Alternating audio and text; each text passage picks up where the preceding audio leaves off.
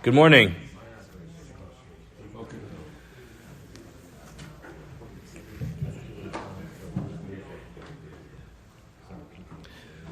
We begin this morning, Kiddushin Daf Chaf Aleph. We begin by thanking all our sponsors. We thank the sponsors for all the shiurim of the month of Elul, Jerry and Sora Wolasky in the zechus for refuah sheleimah for Zecharya Dov ben Perel Shira refuah sheleimah. We also thank the Tilson and Wohl families of Eretz Yisrael for sponsoring all the shiurim, as well as Shaindy and Avraham Kelman for sponsoring all the shiurim in memory of their beloved parents and the zechus of all those who need refuah sheleimah. We also thank Selma Woolf for sponsoring the shiurim and the zechus for refuah sheleimah for her daughters, Susan Roufberg, Tzivia Devorah Sara, and Naomi Amsterdam, Naomi C Sara. They should both have a refuah sheleimah. I apologize that I lost half of my voice, but Mir Hashem, we'll be able to get through it. I don't know if you noticed, I posted on the group a chart. It's not because today's TALMUD is ever so complicated. There are copies of the chart on the front table over here that might be helpful. It's just because we are constantly going to be going back and forth between selling a stei achuzah and being makdish a stei achuzah, which means a person consecrates his stei achuzah, he gives it to hektish, and selling bati arechoma. It's important that it's not very complicated, it's not very detailed, but sometimes when you go back and forth between the three of them, you start to get confused about which one are we talking about. So I just figured if I just make this chart with the four main categories that we're dealing with, which are, can it be redeemed immediately during the first 2 years? Does it go back to its original owner at Yovel? And the third column is, may it be redeemed partially? We refer to that as lo v'goel chatzayin. It's the two ideas. Can he borrow money and then redeem it? And can he then redeem it partially? And the last category that we put in over here is, may one redeem it after year one? Now, I wrote after year 1 or 2, because clearly when it comes to mocher stei achuzah, if we wrote there's an X in the box that he can't redeem it during the first 2 years, so then for that it's going to have to be after year 2, so that's why there's a 2 in parentheses. But those are the 4 categories we're going to be dealing with. Let's just review the basic idea that we introduced yesterday and how we're using this. When it came to Rav Shimon, so step 1 is we have a pasuk which tells us the halacha. Now we're trying to figure out why you need the pasuk. Why can't this be figured out from a logical inference? Why can't we just look at different cases and make comparisons and learn the ultimate halacha from there? Now, the logic that we introduced yesterday was that if a person will ultimately get their field back by Yovel, in other words, if the person doesn't have much to worry about in terms of ultimately getting his field back at a later date, then we don't have to work so hard to give this person opportunities to redeem it earlier. Whereas, if a person is going to lose their field, if they don't redeem it within a specific time frame, then we want to give the person the ability during that time frame to be able to redeem it, even if he hasn't earned enough money to actually buy back the real estate. And that's why, if you'll look in columns number 2, I guess 2 and 3, either way you go, from whichever side you go, you'll see that when it comes to a mocher stei achuzah, it goes back at Yovel, and therefore it would be logical to say that he may not redeem it partially, because we don't need to extend courtesies to this person to allow him to redeem the field partially, because what's the worst thing that'll happen? He can't redeem it? Big deal. When Yovel comes, it will come back to him anyway. When it comes to makdish stei achuzah, it does, for a person who consecrates, he sanctifies his stei achuzah. In such a case, if Yovel comes and he had not had the opportunity to redeem it, it goes to the Kohanim. He doesn't get it back. And therefore, what it would be logical to say that we extend courtesies to him, or certain leniencies, allowing him to redeem the field partially. Now, I wrote over there, that box, conclusion of the Gemara, is that I would think otherwise it's not for the pasuk, and that's what we're going to learn today, because there's also, what we're doing here is being dorish time in Dekra, with a yafa koach and hura koach. We'll go through that again in the Gemara. But ultimately, there might be a kal v'chomer, another logical inference, that would tell you to look at other cases If you look in the next box, you see about the Arichoma, that it goes back, does not go back at Yovel, and still the Brisa says that it's not going to be able to be redeemed partially, and we're going to see that right now, as a matter of fact. So yesterday, we left off on Daf Chaf Amud Beis. We left off by the words Eisvei. Eisvei is 7 lines from the bottom. It's the first word on the line. So Eisvei.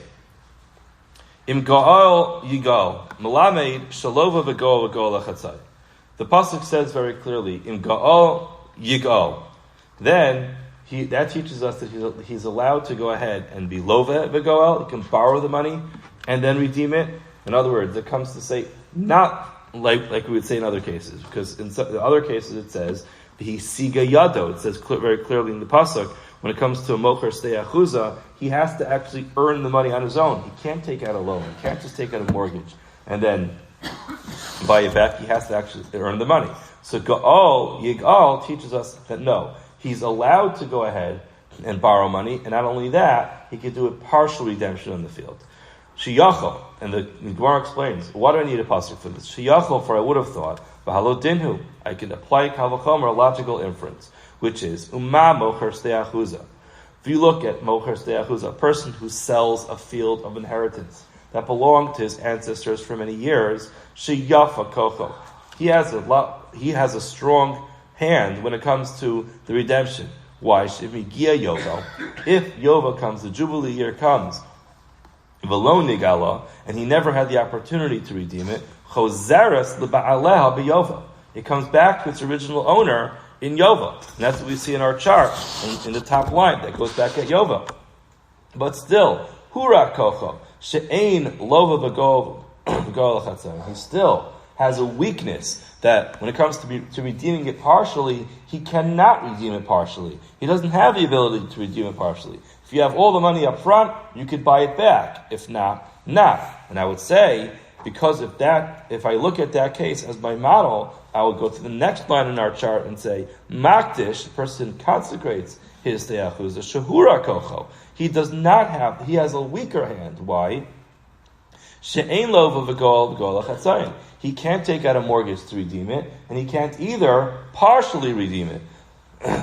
So then I would say, if that's the case, if the makdish te'achuza is going to be so weak that he cannot, that he does not get it back at Yovel, I would say he's also weak, and he can't redeem it partially. In other words, that would be the logic in this case. In this case, the logic would not be, as we said earlier, that we're trying to find ways to be lenient on this person and allow him other courtesies how he'll get back his field. Rather, we're looking at how strong the original seller or consecrator is. If the person has ultimately the ability to be able to get the field back after or at Yovel, then I would say that he has the ability to redeem it partially as well. But if he can't get it back at Yovel, I would say, look at this guy, he's so weak. His sale is so strong, and his connection to the field is so weak, and therefore the only way he can get it back is if he actually comes up with all the cash up front and gets it back. The Gemara says that's not a good kavachomer. In other words, we need the pasuk still. We need the pasuk of im ga'al yigal, because the kavachomer would not work. Because malamocher stei achuza, when you look at a person who sells a stei achuza, shekin hura kocho ligael miyad. When it comes to a person who sells a stei achuza, can he redeem it immediately afterwards? In other words, let's just take an example. So Rosh Chodesh Elul, and a person finds himself financially strapped. So he sells a piece of real estate, a stei achuza, a piece of real estate that's been in his family's possession for many, many years since the time of Yeshua ben Nun. Now, Baruch Hashem, throughout the month of Elul, he was very successful in business, and he says, I want that field back. Can he now go ahead and buy that field back? The answer is no. He can't buy it back in Elul, not in Elul of this year, not in Elul of next year, he has to wait 2 years in order to be able to redeem it. So you see that he has a weakness when it comes to redeeming the field. So the Gemara says, maybe that's the reason why he can't redeem it partially. Because he has a weakness. Very good, he gets it back at Yovel. But he also possesses a weakness, which is the box all the way to the left in the top line, which is he cannot redeem it during the first 2 years. Tomer b'makdish. Let's go to the next line in our chart. which is a makdash, a person who consecrates his field, sheyafa kochel ligal miyad. He actually has the strength to be able to redeem it right away. He goes ahead and he's makdash it, and he says, you know what a mistake, I need this back. He can right now go right back to the gizbar, to the treasurer of the Beis HaMikdash, and say, I'd like to buy it back. And he can do that right away. So maybe that will not, maybe the fact that there's a strength of going back at Yovel is going to be canceled out by the weakness that he can't redeem it right away. And the fact that Mochas De'achuzah has a weakness that that doesn't go back at Yovel, but it has a strength that you can redeem it right away. And therefore that will not be able to teach us what the halach is going to be with regard to partial redemption. So the Gemara says, hold on a second. If that's how you're going to try to prove your case, then let's go to the third line in our chart, which is Mocher Bayis Habati Arechoma Yochiach. Let's look at a person who sells his home in a walled city from the time of Yeshua ben Nun. Let that be our proof. Sheyafa Kochel Ligal Miyad. He has the ability to redeem it right away. However, Ve'ein Lova, Ve'goel Achatzayim. He cannot borrow and redeem the field. He can either redeem it halfway. So now, what the whole point in bringing this brisa in here was for this last line.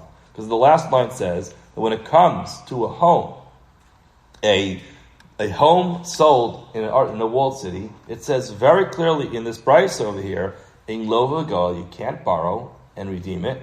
V'gal achatzayim, you can't redeem it halfway, which is the last line in our chart. And that's why we have, when it says brisa, the brisa clearly says, no, you cannot redeem it partially. However, earlier on our page, from yesterday's Gemara, we had a Rav Sheshes who told us that you can go ahead and redeem a home sold in Bati Arachoma partially.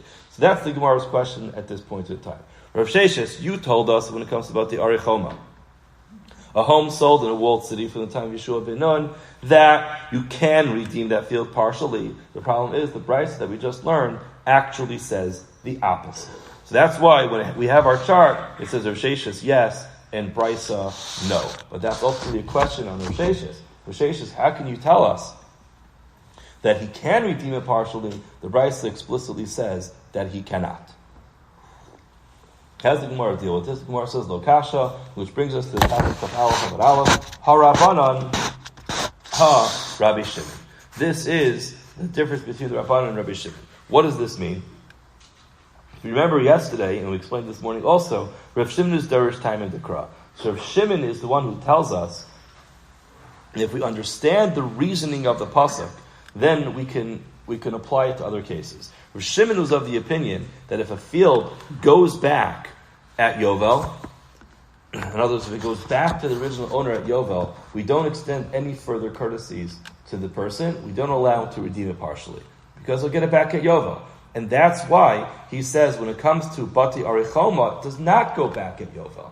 If you don't redeem it after year one, the pasuk says it's lechalutin. It's an absolute sale. It's done. It's muchlat. You can't get it back. Therefore, Rav Sheshes applies Rav Shimon's logic over there and says, if that's the case, we'll extend the courtesy to him. Like this, he could redeem the field in installments. Like this, he'll be able to get it back and not lose it forever. Whereas when it comes to the Brisa was following the opinion of the Rabbanan, who are going to make a Kal V'chomer, and therefore, if it goes back at Yovel, it shows that you have more strength. If you have more strength, you have the ability to redeem it partially, and therefore, when it comes to Bati Arechoma, since it does not go back at Yovel, you will not be able to redeem it partially. The Gemara continues. Tani Chada, we learned in one brisa, Lova v'goel lechatzayim. We once learned, with regard to a person who sells a home in a walled city, that he can go ahead and borrow to redeem it, and he could redeem it partially. But Tani Idach, we learned in another brisa, Ein Lova v'goel lechatzayim. A person can't borrow to redeem it, or to redeem it partially. So we have a stira. The Gemara says, Lo Kasha, this is not a problem. Again, the same idea. Ha-Rabbanan, Ha-Rabbi Shimon. Depends if you're following the opinion of the Rabbanan, we're going to make this Kal V'chomer, or are you going to follow the opinion of Rabbi Shimon and use a logical comparison, or I should say, not that logical comparison, but he's Dorish time in the Kra, and therefore he says, I can understand why a field would be able to be redeemed.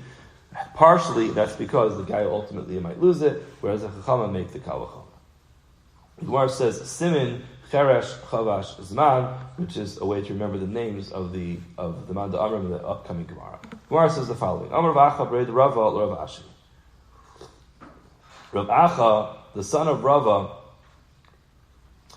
said to Rav Ashi, Ikal Mifrach.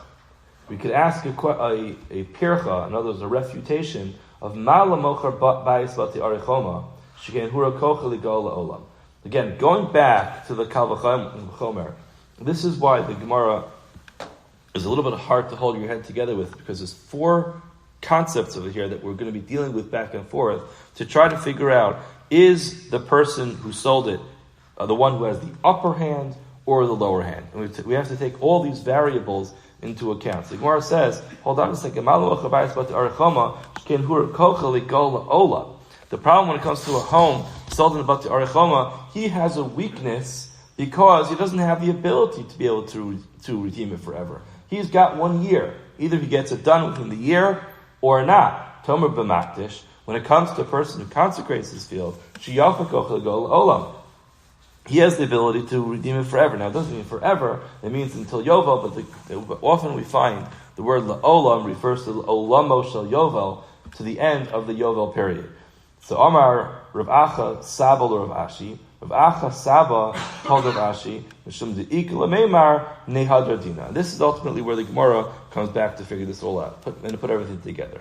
We're going to do something called a mahatzad. When we have too many variables in a case, you're trying to make a kal v'chomer. Kal v'chomer is a logical inference. And you look at two different cases and you say, which one is more chomer, which one is more strict, which one is more difficult, which one is more kal, which one is more lenient. And if you find a din in one, you find a particular halacha when it comes to a case which is more lenient, so then often you could apply it or not apply it to the case which is more strict. In other words, just using simple logic, you could apply halachos from one case to the next. However, when there are too many variables, then you can't just look at one particular piece of information. It's like confounding data when you look at a research project. You can look at one piece of information, you have to take everything into account. The Gemara ultimately says, what we're going to have to do here is we're going to have to make what's called a mahatzad, where we find the common denominator. Yes, every case is going to be a little bit different, and every case is going to have its particular set of halachas. But ultimately, what is the commonality between these cases? And that's what the Gemara is going to try to find over here.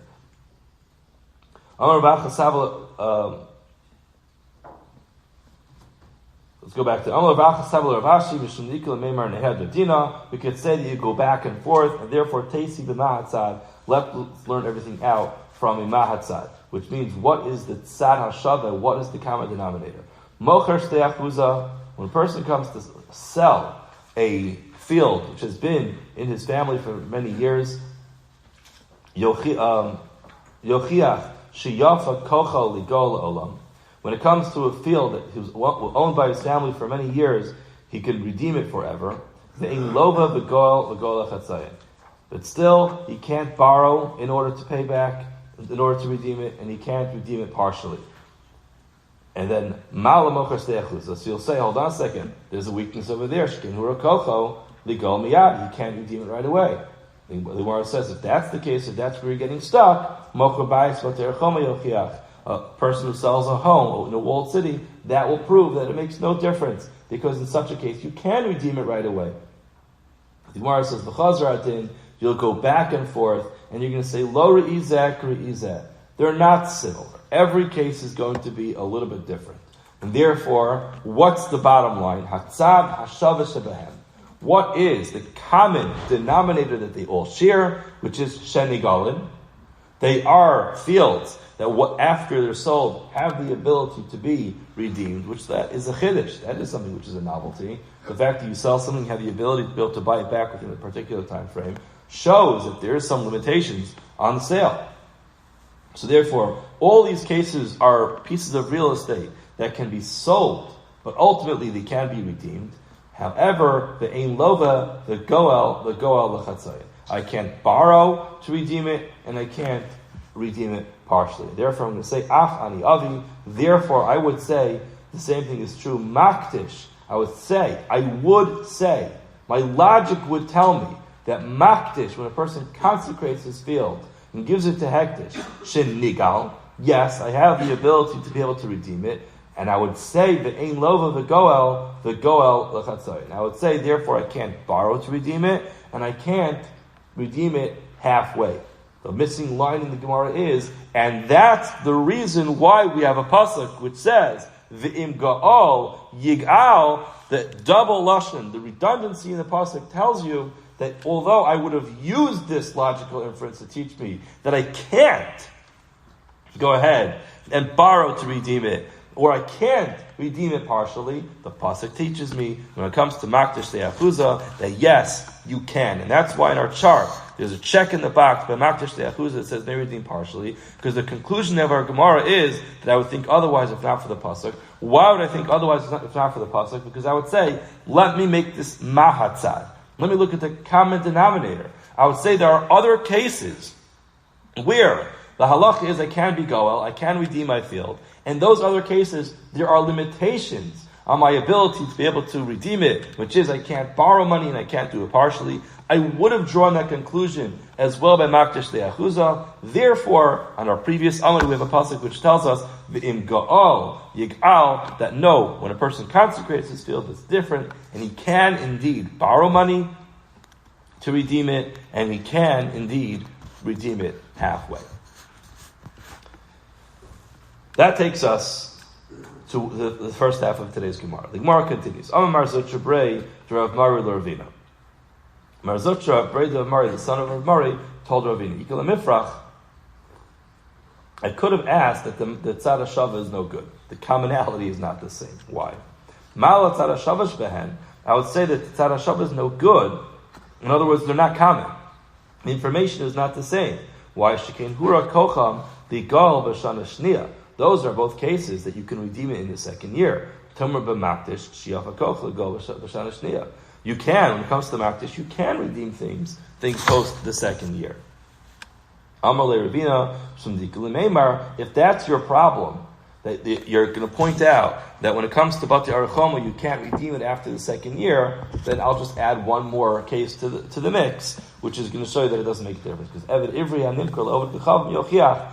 Add one more line to our chart. I didn't do this because I didn't want it to be more complicated. But ultimately, you could add it on by yourself. Eved Ivri, a Jewish servant who sold to a non-Jewish family, it's Yafa Kocho, the Gol B'Shana Shniya. He can be redeemed during the first year, second year, third year, fourth year, whatever it is. The Ein Lo V'Gol Chatzayin, and you still can't borrow to redeem him, and you cannot redeem him halfway, and therefore I would be able to say that when it comes to makdish de'achuza, the person who consecrates his de'achuza, that I would say that the halach would be the same, that he can't borrow, and he can't borrow to redeem it, and he can't redeem it halfway. That's why we have to have that pasuk. Ba'aminei Ravuna Bar Chinana Rav Sheshes. Ravuna Bar Chinana asked the following question to Rav Sheshes. Hamocher bayis b'bati arichoma nigal akrovim o ein nigal akrovim. Now that we just got finished figuring out whether or not you can partially redeem it, we're on to the next set of details. Is it something that relatives, in other words, not just the one who sold it, but relatives of the seller can, or perhaps maybe must, go ahead and redeem it. So what's the halach? We're dealing with a mocher bayis b'bati arachoma, a person who sells a home in Bati Arachoma, in the walled city. What's the halach with regard to relatives? Can they go ahead and redeem it? And the Gemara explains the question. Geulasa misteachuza gamar. Do we learn geula making a, like we explained yesterday, it's a gzeira shava, but it's not a full-fledged gzeira shava. Generally, gzeira shava is when you find a word by one halacha and exactly the same word by another halacha, that indicates that you draw a parallel between the two cases.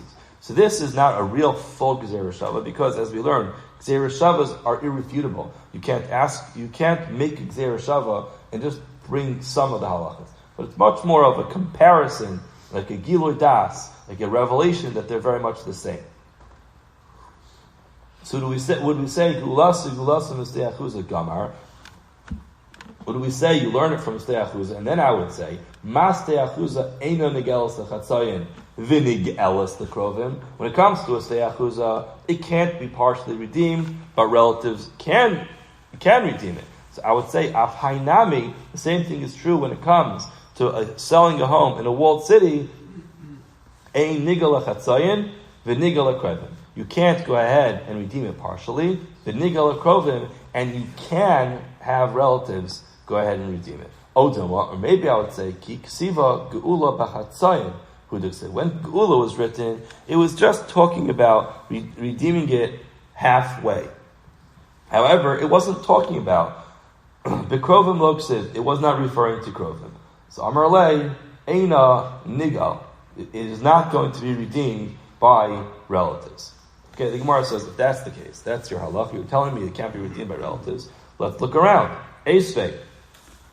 I'm going to ask you a question. It says in the pasuk, B'chal Geula Titnu. With all Geula it shall be given. Now the truth is the pasuk doesn't say this anywhere. The pasuk actually, if you have the Oz Bahadur Gemara or maybe the Arskol Gemaras, you have the pasuk on the side. The pasuk actually says, "Uvachol Eretz Achuzaschem Geula Titnu La'aretz." The Gemara just abbreviated the pasuk. The point over there is that it says B'chal. B'chal is an inclusive term. It means with all. L'rabos batim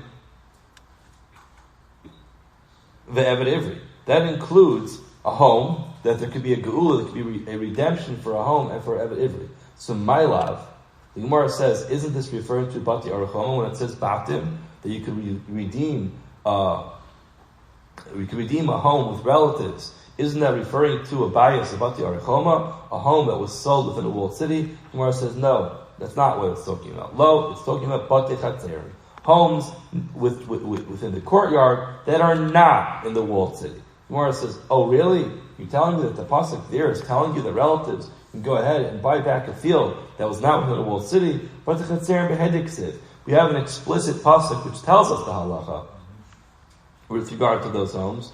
It says, "Al stay haaretz yichashiv."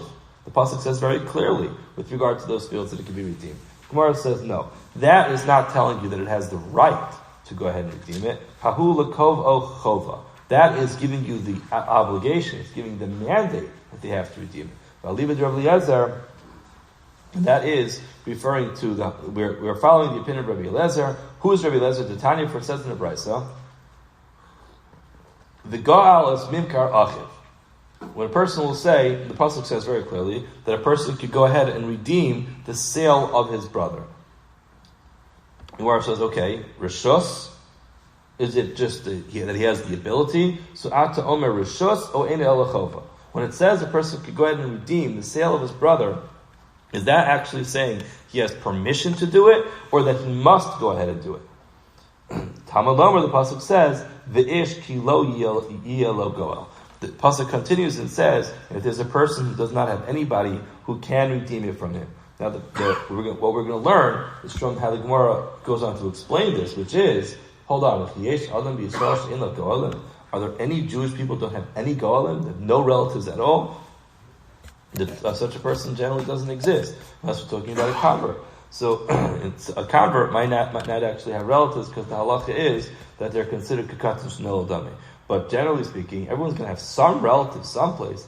Elo, the Gemara says, what does it mean? Ke'ein lo goel. It means elazeh sheyesh lo. It refers to a person who has relatives, but his relatives say to him, "Ve'ein rotz likach." I don't want to buy your stuff back. Sharashus biyado. That he has the ability to say no. Div Rabbi Yeshua. However, Rabbi Eliezer, who we are going with over here, Eliezer Omer v'go'al espimkar achiv chova. It actually teaches us that he has the obligation to go ahead and redeem his relative sales. You're telling me it's a chova, maybe it's not actually an obligation. Maybe it's just permission that allows him to do it. The pasuk of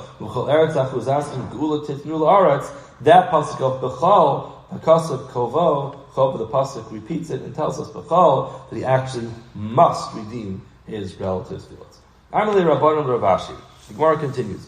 Rabbanon said to Ravashi, Amili Rabinu Ravashi. Some say it was not the Rabbanon, rather it was Ravina who said to Ravashi. Bishlam Ulamad Amar L'Rabos Bati Arichoma. Very good. Everything works out well if we are including that relatives can go ahead and redeem the field the home that was sold in a walled city. In other words, if you're telling me that the pasuk was coming to include that relatives can redeem a home which was sold in a walled city, that's why it says b'chal, because it's including that relatives can go ahead and redeem a home that was sold within a walled city. According to the one who says it's not referring to homes sold in a walled city, but rather homes in the courtyards, my b'chal. Why does the word say b'chal? It's an inclusive term for no reason. The Gemara says, kasha. Kasha, as we always point out, kasha does not mean that it's a refutation. It means it's a very good kasha. It means that there's an answer someplace. The Gemara doesn't always tell us why. It doesn't give us the answer. The Gemara doesn't tell us what the answer is. Often the Rishonim spend time trying to figure out what the answer would be, but the Gemara ends up saying it's a very good question, but we're not going to answer it, but it's not a refutation, and therefore we can still keep alive the opinion that says it's coming to include that relatives can redeem homes sold in a walled city. The Gemara continues, Es v'Abaya. Abaya asks the following question. Ma tamu lemar yigolenu, yigolenu, yigolenu, gimel pa'amim. If you go through the parsha, in Parshas Kosai, then it says yigolenu 3 times. L'rabos, it comes to include kol ha'geulos shenigalos keseder hazeh. It says it includes all the geulos that it is going to be redeemed like this. What does keseder hazeh mean? What's like this? Rashi tells us it means that relatives can go ahead and redeem it. So my love, let's just assume if it's including everything, but the Arichoma, the Evet Ivri, that's coming to say that when a person sells a home in a walled city, that his relatives can go ahead and redeem it. Where it says, no, that's not what it's talking about. Lo batich, that's zechus. It's referring to homes in the chatzar, in the courtyard, and steyachuza. Gemara says, really? Those are written clearly. It's explicit passage which tells us that they can be redeemed by relatives. It says, al steyar tzichashiv.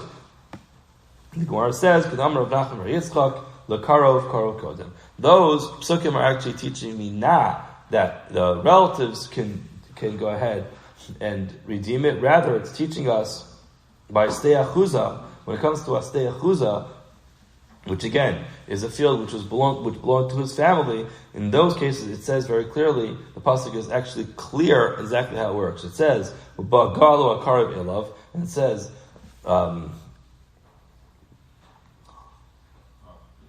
Echav first, and then it says Ododo, Obendo, Yigolenu. So first it says Echav, which is his brother, which is the closest relative. Echad me Echav Yigolenu. The pasuk says Echad me Echav Yigolenu. One of his brothers should go ahead and redeem it. And then it says Ododo, or his uncle, Obendodo, or his cousin. So you see the progression goes from his brother to his uncle to his cousin. The pasuk is teaching us that first the order should be that first the closest relatives should go ahead and redeem it, and then as we start going down the line and exhausting our options, we start going to more distant relatives. Hachanami l'karov karov kodem is teaching us the order of redemption.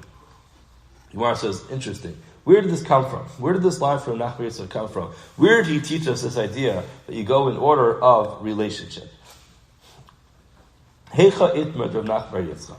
Where did Rav Nachman Yitzchak teach us to go in order of relationship? Aha, like Gemara says, this is where we learn to do. A question was asked.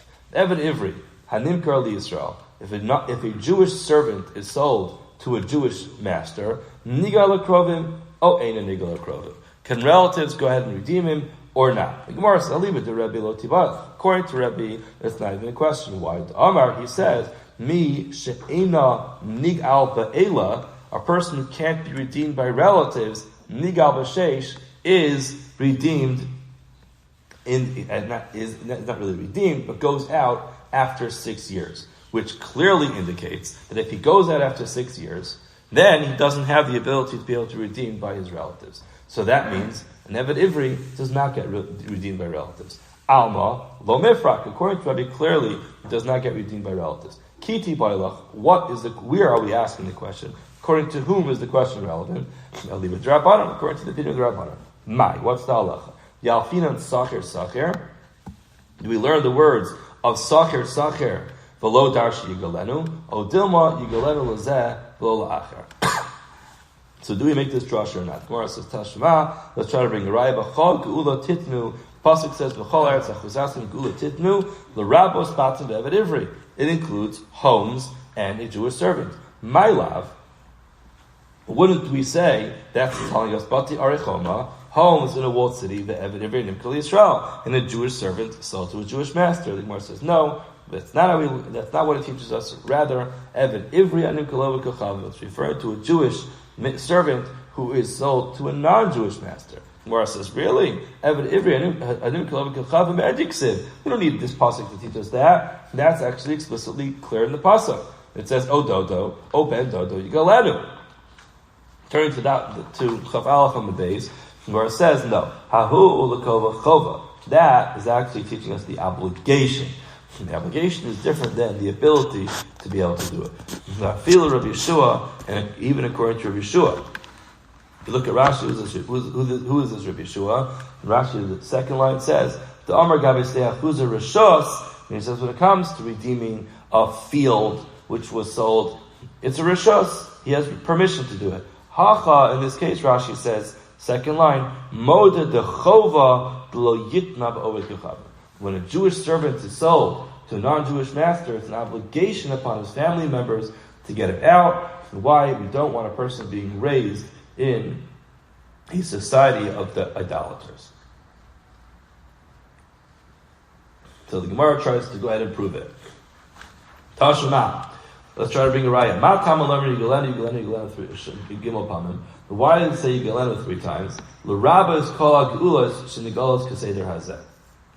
To include all geulas that they can be redeemed by relatives. Ma'ila bati arachom v'eved ivri anikol Yisrael. Isn't that coming to include a home sold in a walled city and a Jewish servant sold to a Jew? Mar says lo. Rather, it's not true. Bati chatzerim. It's referring to bati chatzerim. Homes not in the walled city, usteachuza, and fields that belonged to his ancestors for many years. More says, hold on, but the chatzerim magic sipahu. That's written very clearly. We went to this already. Halstei aretz yichashav, Nachman, the karov, kodem. So yes, we actually have a raya that goes in order of family relationship. And now we have concluded all the back and forth between steachuza, makti steachuza, mocher steachuza, bati archoma, bati chatzerim, Eved Ivri Nimkal Yisrael, Eved Ivri Nimkal Eved Kachavim, and we are going to go back to our Mishnah and analyze the case of piercing a hole in the ear of the Eved Ivri, which seems to be much more exciting. Let's go. V'nirtza nikna b'ritzia. What is a nirtza? So nirtza is the end of the Pesach Seder. It seems like we might be there right now.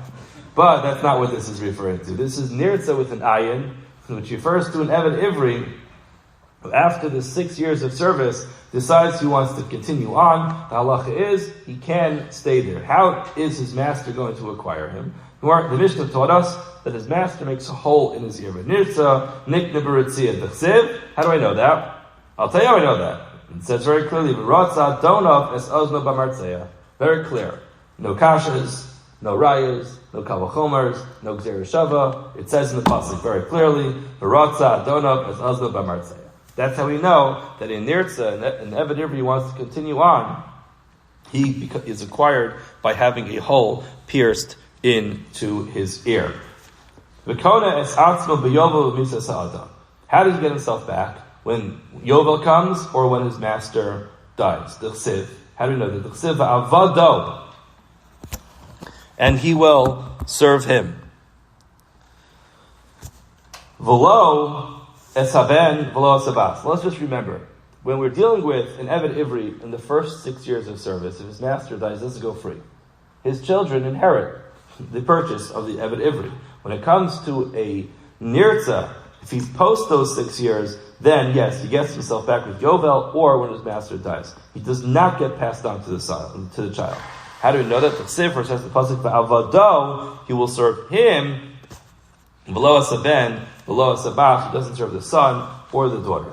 L'olam, it says the v'avado l'olam, he'll work for him forever. It doesn't mean forever, rather l'olamo shel Yovel, for the entire period of time until Yovel comes around. Ton Rabbanan. The Rabbanan taught us Martzeya. The pasuk says Martzeya. Eli ella Martzeya. I only know from the pasuk that he can use an awl. An awl, I guess, it's probably the best word for it. It's like basically a screwdriver that's sharp at the end, and it can be used to pierce an ear. I don't think that's how they pierce ears, but I guess it's something similar. But that's what the pasuk is referring to. Minayin Rabbos hasul v'asira v'hamachat v'hamekedeach. Oh, v'hamichtav. I don't know what all these things are. I'm sorry. I tried to look at Rashi. Rashi tells us the sul is a bruka. Anybody know what a bruka is? I don't. Rashi tells us a sira is a kite, that's a thorn. And mekedeach, in modern Hebrew, I think it's a drill. So I don't think they had drills back then, but I guess some type of drill. All types of handheld tools that can be used to pierce someone's ear. Talmud, the pasuk says, "V'lokachta." You can take l'rabos kol davar shenikach b'yad, to include anything which is taken in your hand. These are the words of Rabbi Yehuda. So ultimately, according to the words of Rabbi Yehuda, anything, any handheld instrument that can be used to pierce the ear of the Eved is acceptable. Rabbi says, no, can't be anything. Ma martzeya miyuchet shamateches. A martzeya is made out of metal. Afkal shamateches. Anything you want to use to pierce the ear of this Eved Ivri who wants to stay on needs to be made out of metal. Dover others say ha martzeya. There's extra hey. Lahavi ha martzeya hagadol, to include the large martzeya, which means it's like, I guess, I don't know exactly what it looked like, but it was a well-known martzeya. Amar Belazar Yudin, Amar Rabbi Elazar Yudin Beribi, Hayadoresh Kishaim Rotzen in Rotzen Elba Milsa. So Yudin Beribi, Rashi over here explains that Beribi just meant he was sharp. There are other places when Ribi actually may have been his name, but ultimately it means he was very sharp. So he said when they would make a hole, they would make a hole b'milsa in the earlobe, which means that the soft part at the bottom of the ear. Chacham say, Ein Eved Ivri Nirtza, Yipnei Shenasa Balmum. Sorry, Ein Eved Kohen Nirtza. If a Kohen sold himself as an Eved, he does not become a Nirtza. Why? Yipnei Shenasa Balmum, because it makes a hole in his ear and turns him into a Kohen who has a blemish and can't do avoda. Now they say, hold on a second. V'im tomer b'milseim rotzin. If you're telling me to make the hole in the earlobe, hey, Eved Ivri Kohen Yasa Balmum. That doesn't make an Eved Ivri into a Balmum. Having a pierced ear on the earlobe doesn't make doesn't make a person to a Balmum. So therefore, they conclude ha'ein nirtza ela begova shel ozen. It must be they make the piercing in the upper cartilage of the ear, which that indeed would make him into a balmum. But my kamifagi, what is the source of their argument? The Rabbi Darish Kali Uprati. Let's go back. The Gemara is actually going back to the original argument between Rabbi Yossi and the Chachamim about which tool can be used. So now, if we haven't had enough drashas today, we're just going to quickly bring in klal pratu klal and riboy miyat riboy, just to make things a little bit more sweet for today. What's the difference between a klal pratu klal? Let's just quickly run through this. A klal pratu klal means when sometimes the Torah gives us a generalization that includes everything, and then the pasuk gives us a specification which limits the generalization, and then it gives us another generalization which is a klal, a prat, and a klal. Generalization, specification, generalization. If that's the way you look at the psukim, then as long as it's similar to the prat, anything similar to the specification would be acceptable. Riboy miyot riboy is much more inclusive. It includes everything, and then it excludes something, and then it includes everything, so it only excludes one thing. So it's the same type of logic, which is first it's all inclusive, and then it's exclusive, and then it's inclusive. The question is on your bottom line. If you're one who learns the Torah with the rule of klal pratu klal, then you'll have much more because you're gonna have less because it has to be similar. It has to be something similar to the prat. If you're going to be a riboy miyot riboy person, then it only excludes one thing. So the Gemara wants to know what is the source of machlokas, about which tool can be used to pierce the ear. The following: the Rebbe darish klali uprati, and therefore it says v'lokachta, you shall take. Klal, take anything. Martzeya, an awl. Prat, the only thing you could use is an awl. Be'azno Ubadelas chazer v'kala. When it says ba'aznu badelas, that's much more of a generalization. So that's more. That's again going to be the klal. So therefore, klal pratu klal. You have a klal, a generalization, a prat, a specification, and a klal. So then iyata dan elak eina prat. You cannot allow anything else in unless it is similar to the specification, which is maha prat mefurish shamateches. Just like the specification was the martzeya, which is made out of metal, afkol shamateches, anything else would have to be made out of metal as well. Rabbi Yossi darish riboy umiyot. He uses the logic of riboy umiyot, which is v'lekachta riba. Lekachta says take anything. Martzeya miyot. It excludes something. Be'azno badelas chazer b'riba. He says no. Now the pasuk goes ahead and includes everything with azno and delas. Now you have the ribo miyot riba. Riba hakol, it adds everything in there. So what is the miyot coming to accomplish? My Rabbi Kalmili, what are you going to add in? Everything. My miyot, what are you going to exclude? Miyot sam, some type of potion that can be used to, I don't know, I guess it will disintegrate the skin there or something like that. It sounds pretty painful and very uncomfortable. But some type of medicine or some type of potion that the person could place in the person's ear that would cause it to burn a hole. I guess maybe some type of acid. Amar Mar says Hamartzeya, when it says the pasuk of Hamartzeya, Lavi Martzeya Hagadol. It includes the Martzeya Hagadol. So my Masha, what does that mean? Damarava, Hayerech, Hamiyumenes, referring to the good anasha, refers to the choicest yerach, choicest dye. Hamiyumenes should be yerach. Achanami martzea, miyuchid should be martzayim. Has to be the most special of alls. Again, go to Home Depot, see your local associate who will tell you which one is the best all to use to pierce somebody's ear. No, don't do that, please. Amar Ravalazer, Yudin Baribi. Rabbi Lazar says that Yudin Baribi would make the following darshik. Shein rotzin, when they would make the hole, when they pierce the ear, ein rotzin el b'milsa. They would pierce the ear, where? In the earlobe. We saw this earlier. The Chacham say, hold on, Eved Ivri cannot become a nirtza because it's going to make him into a balmon. Now, Gemara says, big deal. This is his choice. V'yasa balmon, let him become a balmon. Now, if you look at Rashi says, "Mabakach v'laritzia mitzvahu." In other words, what are we supposed to do? The guy decided to become an Eved Ivri, and he wanted to stay there. So now you have to make a hole in his ear. Amar Rabba bar Rav, Amar Rabba bar Rav Shila, Amar Kra. The pasuk says, "V'shava mishpachto." The problem just is that one of the conditions of an Eved Ivri is that he always has to have the ability to go back to his family. If he can't go back to his family as a Kohen, then that's not called going back to his family. Therefore, he can't become a Balma. Ibayilu, the Gemara asks the question: Eved Ivri Kohen, Maush Yimsilo Rabba Shefcha Kananis. I just should point out that just in general, a person having Eved Ivri as a Kohen is going to be very complicated because he still is a Kohen. So if he's going to have him working for him, he's still going to have to keep in mind the pasuk of the Kiddush to treat him like a Kohen. So he's not going to be much of an Eved if he's going to hire him as an Eved Ivri, but either way. So what's the halacha with regard to his master giving him a shechah kananis? We know that an Eved Ivri has signed up to be of service to his master, and his master can actually give him a shechah kananis to be married to. So now what's the halacha with regard to an Eved Ivri who is a Kohen? Can he give him a non-Jewish maidservant? So the Gemara explains what are the two sides. Kiddushin, the fact that an Eved Ivri is allowed to marry a shechah kananis, that's a novelty. Once you have a novelty, Loshna Kohanu, Loshna Yisrael. Makes no difference who it is, as long as he's an Eved Ivri, he marries a Shifcha Kananis. Dilma, the Gemara says, perhaps no. Shani Kohan and Kohanim are different. While Hayil V'riba Behem Hakasav Mitzvos Yiseros. The pasuk we know when it comes to the marriage of a Kohen, they have much more limitations, and therefore it's possible that they can't marry a Shifcha Kananis. Rav Amar Mutter, Shmuel Amar Asal. Rav says it's permissible. Shmuel says it is forbidden. Amar Le Rav Nachman Le Rav Anan.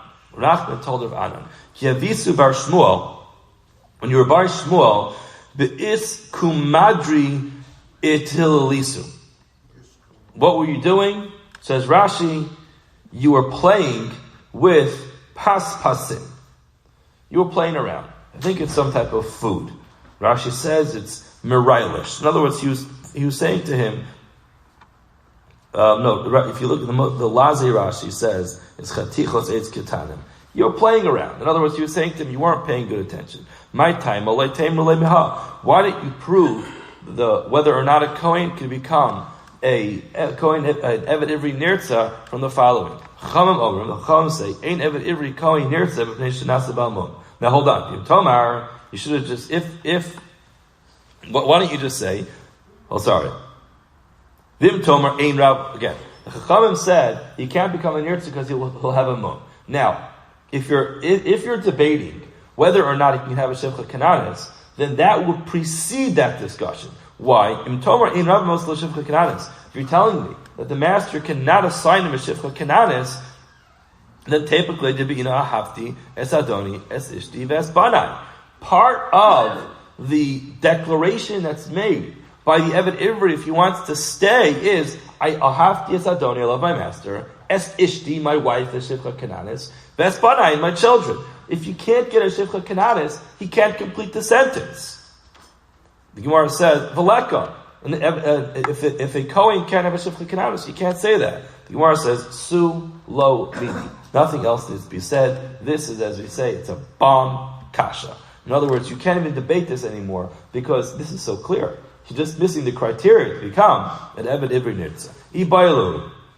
The Gemara asks the following question.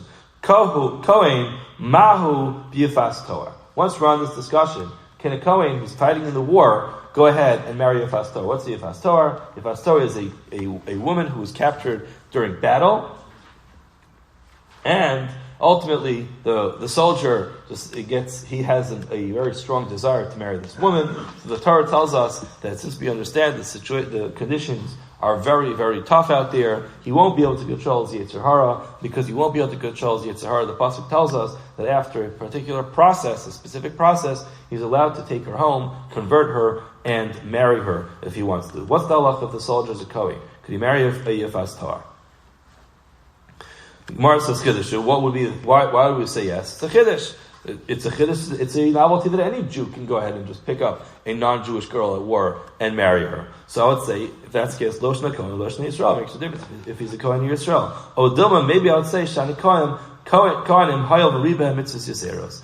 Marriage for Kohanim is much more intense. You have to be much more careful. So Rav Amar Mutter, Shmuel Amar Aser. Rav says yes, a Kohen can marry Yifas Torah, and Shmuel says no. Now the Gemara explains. But Bia Rishona, when it comes to the first marital relation between this soldier and the Yifas Torah, everybody agrees that the first act of intimacy is going to be permissible. Why? What's the logic?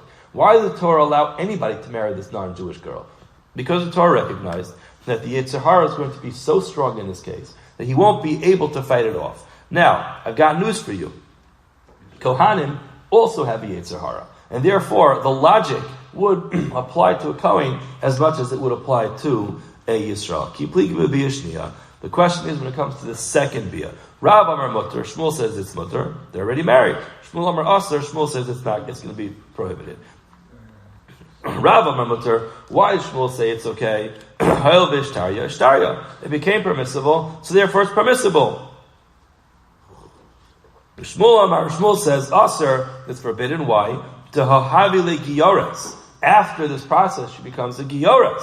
Gioras the Kohen lo chazio. A Kohen is not allowed to marry a convert, and therefore, says the Gemara, the logic won't work out. Yes, he converts her, but he can't be married to a Gioras, and therefore the second interaction would be prohibited. Amar Ikad Amri, others say the Biashnia Kuli Amalo Pligi Desir. Everybody agrees. And there's no argument. Everybody agrees when it comes to the second physical interaction, it's going to be prohibited. The Havile Gioras. She is a Gioras, and the Kohen can't be married to a Gioras. Ki Pligi, when are they arguing with Rishana? When it comes to the first physical interaction. Rav Amar Mutter, Rav says it can be permissible. Why? The Lo Dibra Torah Lo Keneged Yetzer Hara. The permissibility of marrying the Yifas Torah is because we recognize the Yetzer Hara is too strong, and the Kohen is the Yetzer Hara. We'd rather the Kohen have this interaction with her in a permissible way than in a forbidden way. Shmuel says, Asr, it's going to be prohibited, the only time a person is allowed to have this first act of intimacy with her is if it's possible to bring her into your house. So,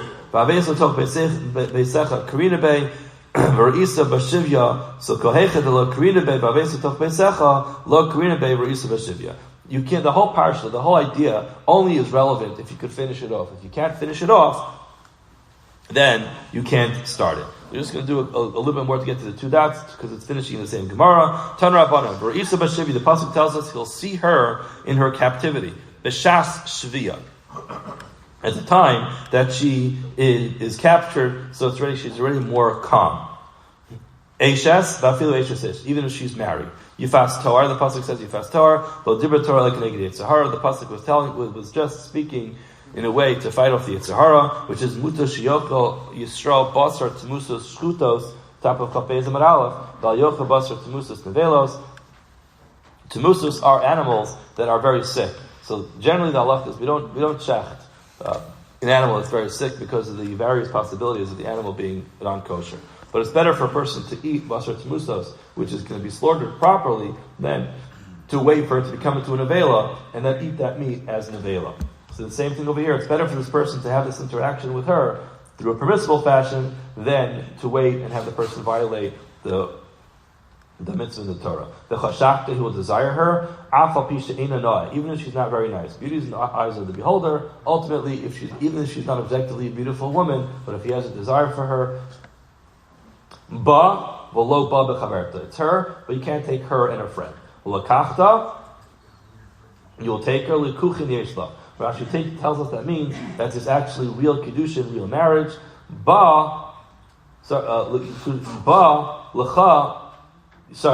Lekuchin yesh lecha ba. There is lekuchin in her. You'll marry her with Kiddushin. Lecha, the pasuk says lekachta lecha. You take her for yourself. Leisha.